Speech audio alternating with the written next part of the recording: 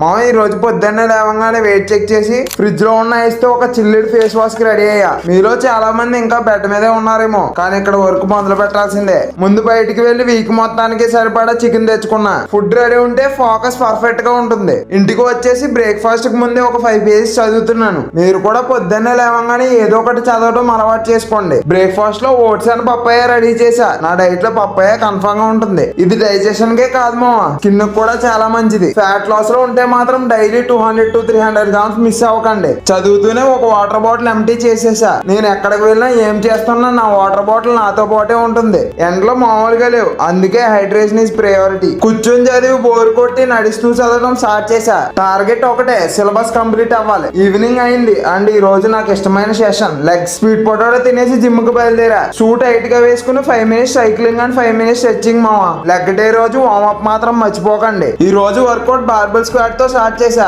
And guess what, 110 kgs కొట్టేశా. ఆ wait ఎత్తుతున్నప్పుడు వచ్చి ఆ కిక్కే వేరు మావా. లెగ్ తర్వాత యాప్స్ కూడా ఫినిష్ చేసి లాస్ట్ లో స్ట్రెచింగ్ చేసుకున్నా. చాలా మంది ఇది స్కిప్ చేస్తారు, కానీ లెగ్స్ తర్వాత ఇది చాలా ఇంపార్టెంట్. దీని మీద తొందరలో ఒక వీడియో చేస్తా. ఇంటికి వచ్చి ఫ్రెష్ అయ్యి డిన్నర్ లో గోవాన్ రైస్ ఫినిష్ చేశా. 10k స్టెప్స్ కొట్టేసి మళ్ళీ బుక్స్ ముందే కూర్చున్నాను. కష్టంగా ఉన్నా సరే ప్రోగ్రెస్ చేస్తుంటే హ్యాపీనెస్ వస్తుంది. మీరు ఈ రోజు ఎంపీఆర్ కొట్టారు? కామెంట్ చేయండి. Stay hard.